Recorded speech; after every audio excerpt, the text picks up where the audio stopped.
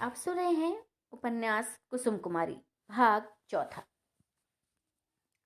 सवेरा हो गया था जब बाबा जी को साथ लिए हुए ये 11 सवार उस पहाड़ी के नीचे पहुंचे।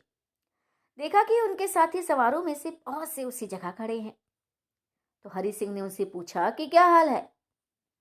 एक सवार ने जवाब दिया, जी कुछ साथी लोग उनको लेने के लिए ऊपर गए हैं। हरि सिंह ने एक लंबी सांस ली और कहा, ठीक है, ऊपर कौन है जिससे लेने गए हैं? वहां तो मामला ही दूसरा हो गया है। क्या जाने ईश्वर की क्या मर्जी है। आइए बाबा जी, हम और आप भी ऊपर चलें। हरि सिंह और जसवंत सिंह घोड़े पर से उतर पहाड़ी के ऊपर गए और बाग में जाकर अपने साथियों को रणवीर सिंह की खोज में चारों तरफ घूमते देखा। हरि सिंह और बाबा जी को देखकर एक सवार जो सभी का बल्कि हरि सिंह का भी सरदार मालूम होता था आगे बढ़ाया और बोला, हरि सिंह, यहाँ तो कोई भी नहीं है। माली ने बिल्कुल गप उड़ाकर हम लोगों को फजूल ही हैरान किया है। थत तेरी की। हरि सिंह, नहीं नहीं नहीं नहीं सरदार, माली ने झूठी खबर नहीं पहुंचाई थी। सरदार, तो क्या इन बाबा जी से कोई हाल तुम्हें मिला है? हरि सिंह, हाँ हाँ, बहुत कुछ हाल मिला है। ये कहते हैं कि 5 सवारों ने यहाँ आकर रणबीर सिंह को गिरफ्तार कर लिया और अपने साथ ले गए। सरदार, क्या? ये क्या गजब हो गया? बाबा जी, क्या ये बात ठीक है? जसवंत, हाँ हाँ, मैं बहुत ठीक कह रहा हूँ। इसके बाद हरि सिंह ने अपने सरदार से वह सब बातें कहीं जो रास्ते में बाबा जी से हुई थी, और आखिर में ये भी कहा कि ये बाबा जी हमें असली बाबा जी नहीं मालूम होते। जरूर इन्होंने अपनी सूरत बदली है। जब से ये घोड़े पर सवार होकर हमारे साथ चले हैं तभी से मैं इस बात को सोच रहा हूँ, क्योंकि जिस तरह सवार होकर ये बराबर हम लोगों के साथ घोड़ा फेंक के चले आए हैं, इस तरह की सवारी करना किसी बाबा जी का काम नहीं है। कौन ऐसे बाबा जी होंगे? हरि सिंह की बातें सुनकर सरदार ने गौर से जसवंत सिंह की तरफ देखा और कहा, देखिए कृपा निधान, अब आप अपना ठीक ठीक हाल कहिए। भाई ये तो आपको भी मालूम हो गया कि हम लोग रणवीर सिंह के खैरख्वाह हैं, और मुझे भी यकीन होता है कि आप भी रणवीर सिंह की भलाई चाहने वालों में से हैं। फिर छिपे रहने की क्या जरूरत है? जसवंत सिंह ने कहा, मैं अपना हाल जरूर कहूंगा। मैंने अपनी ऐसी सूरत इसलिए बनाई थी कि जब इस तरफ कोई मेरा मददगार नहीं है तो अपने दोस्त रणवीर सिंह को किस तरह छुड़ाऊंगा। मेरा नाम जसवंत सिंह है और मुझसे और रणवीर सिंह से दिली दोस्ती है। जसवंत सिंह इतना ही कहने पाए थे कि सरदार ने रोक दिया। लपक कर जसवंत सिंह का हाथ पकड़कर कहने लगे, बस बस बस, मालूम हो गया। आहा, क्या जसवंत सिंह आपका ही नाम है? वही बेशक आपसे और रणवीर सिंह से दिली दोस्ती है। अब ज्यादा पूछने की कोई जरूरत नहीं, सिर्फ इतना कहिए कि आपसे और उनसे जुदाई कैसे हुई? जसवंत सिंह ने ताज्जुब में आकर कहा, पहले तो ये बताइए कि आपने मेरा नाम कब और कैसे सुना? सरदार, वही ये किसी दूसरे वक्त पूछिएगा, पहले मेरी बातों का जवाब दीजिए।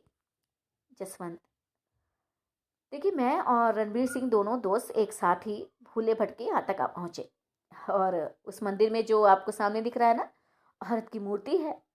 उसे देखते ही देखते रणबीर सिंह के सिर पर इश्क सवार हो गया और पूरे पागल हो गए।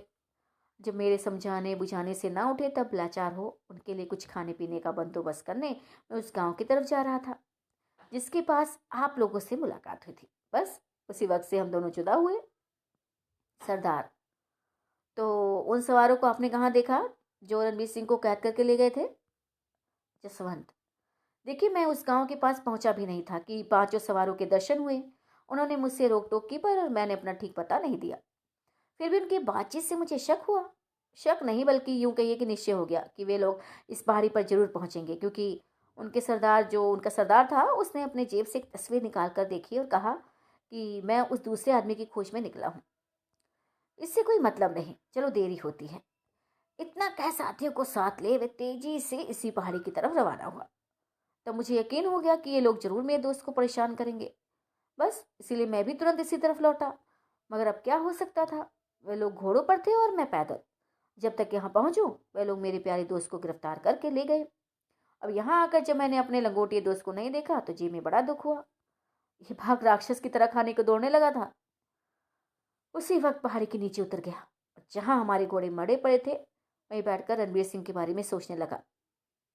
आखिर अपने कपड़े उतार कर फेंक दिए और इस फकीरी सूरत में दोस्त को खोजने निकला। दिल में निश्चय कर लिया कि बिना उनसे मिले खुद भी अपने घर नहीं लौटूंगा, इसी सूरत में रहूंगा। उन्हीं की खोज में फिर उसी गांव की तरफ जा रहा था कि रास्ते में आप लोगों से मुलाकात हुई। इसके आगे का हाल आप जानते हैं, मैं क्या कहूँ। इतना कहकर जसवंत सिंह दोस्त के गम में आंसू गिराने लगा, यहाँ तक कि हिचकी बन गई। सरदार ने उन्हें बहुत कुछ समझाया बुझाया और दिलासा देकर कहा कि आप इतना सोच ना कीजिए, हम लोग आपके साथ हैं।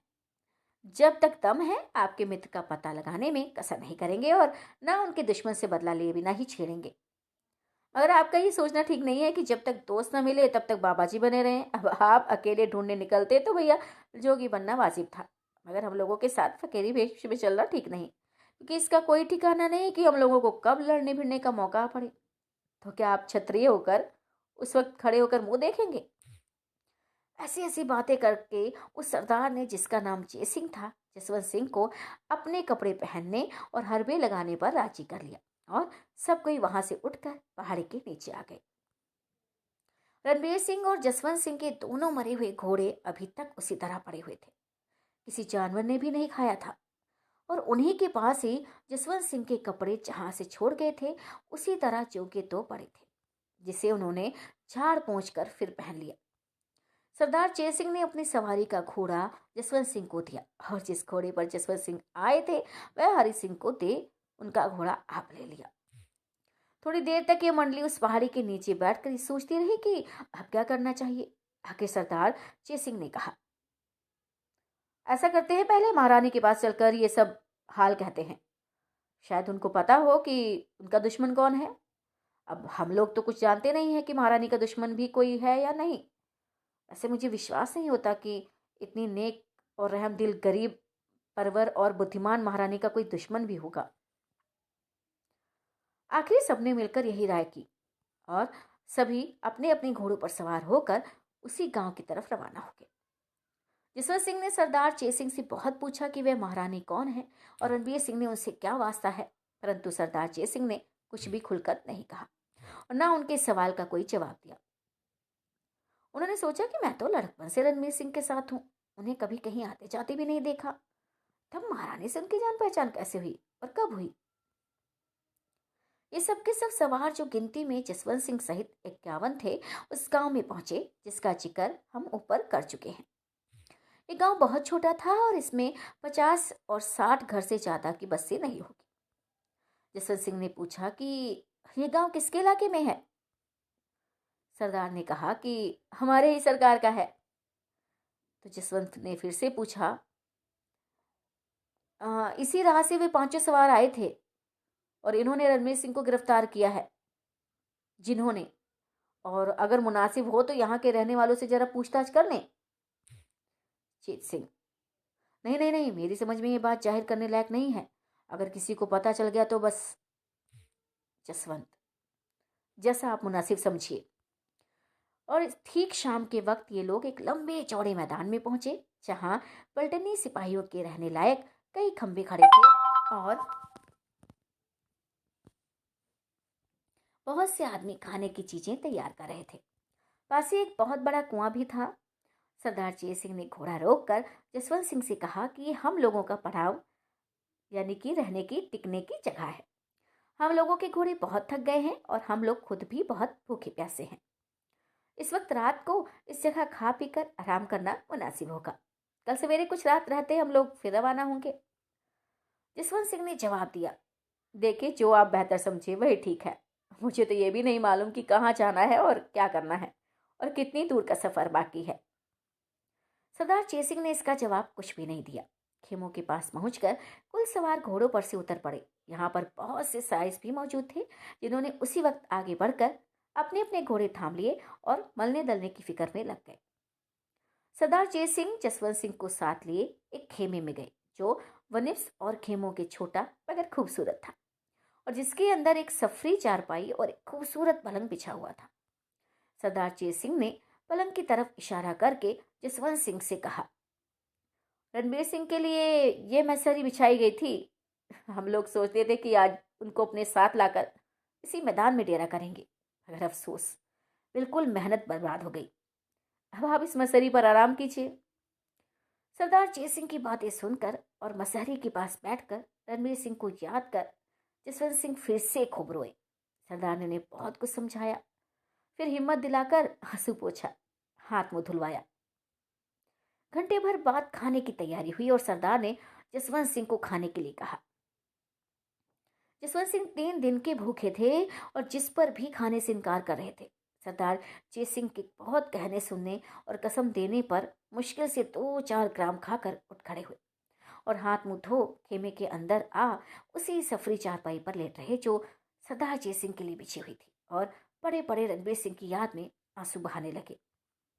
सरदार ने आकर देखा कि जसवंत सिंह मसारी छोड़ उसी चारपाई पर लेटे हैं। समझ गए कि इनको रणबीर सिंह का गम हद से ज्यादा है। उनके वास्ते लगाई मसहरी पर कभी नहीं सोएंगे और इसके लिए जिद करना उन्हें दुख देना होगा। लाचार दूसरी चारपाई मंगवा कर आप उस पर लेट रहे।